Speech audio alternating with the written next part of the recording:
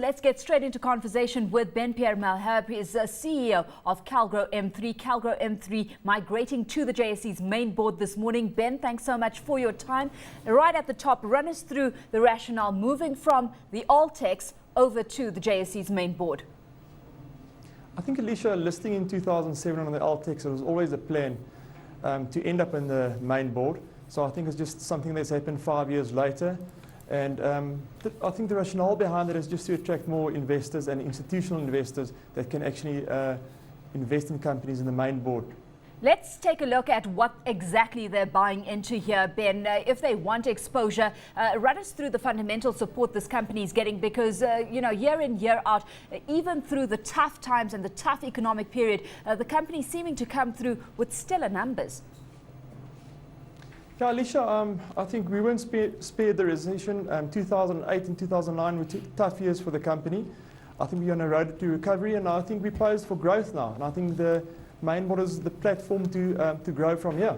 Where exactly? Run us through some of that strategy you're pursuing in the chase for growth moving forward, Ben, because we know a lot of emphasis has been placed on the Western province and development there specifically. Alishia, we always said we want to stabilise operations, Gauteng, before we move along. Last year we ventured into the Western Cape and we've secured 2 projects there, one with the city of Cape Town and one with the province of Western Cape. And we decided we're going to take the growth slowly. We can't grow uncontrollably because we see there's a major risk for the company.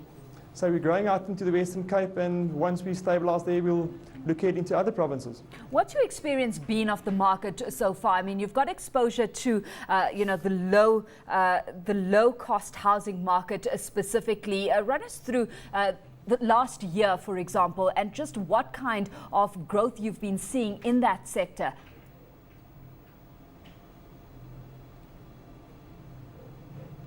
Ben, can you hear me? I can hear you again.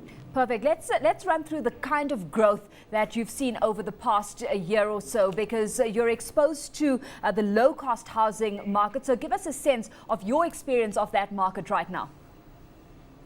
The low end of the market is definitely recovering. The market we're playing in is the entry-level affordable housing and fully subsidised and social housing. And we're seeing big recovery in that market, with the financial institutions all back, giving 100% bonds. The social housing is a big drive from government to get involved in social housing and delivery of social housing units. And the fully subsidised market hasn't recovered the way we anticipated, but yeah, the market is there. And I think of the residential market, this is probably the healthiest sector of the market.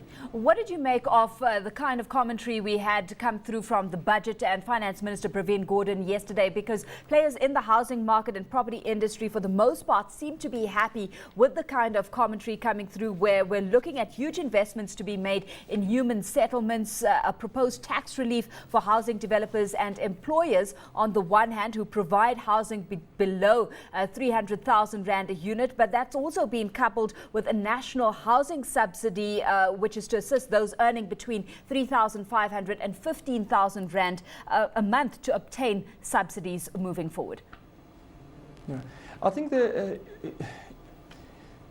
infrastructure spend is the exciting part, because that leads to development down the line. The housing budget, or the human settlements budget, that's increasing to 139 billion in 2014 is nice to hear, but I think infrastructure spend will definitely go in front of that. With regard to the tax incentives of anyone providing housing below 300,000 Rand, that's exactly the market we're currently playing, and we're seeing big opportunities in that specific market under 300,000. Of course, there's been big question marks about, the infrastructure spend actually filtering through, Ben. So where are your confidence levels sitting right now? Because we've heard about this infrastructure spend before, and it's not totally spent. It hasn't come to fruition. So take us through where your sentiment and confidence levels are sitting at this stage. I think it's, and it was said yesterday as well, that the planning doesn't line up with actual delivery, and there's I don't want to say a lack of spending, but it's difficult to spend the budget every year. And if you look at the 2010-2011, with only 68% of the budget spent, that is always a concern. But I think there's a big drive to say, let's work together. It's not something that government can do by themselves. It's with private sector, public sector. We've got to go into partnerships, and then you can make a difference. And I think If you look at the projects we're currently busy with, we serviced in excess of 4,500 stands that we can actually go into construction and construct top structures on now. So we're in a growth phase, and we're looking forward to the spend that's been promised looking forward. Well, let's leave it there. Ben, thanks so much for your time this morning. Ben Pierre Malherbe joining us from the JSE. Of course, that as Calgro M3 lists on the JSE's main board this morning.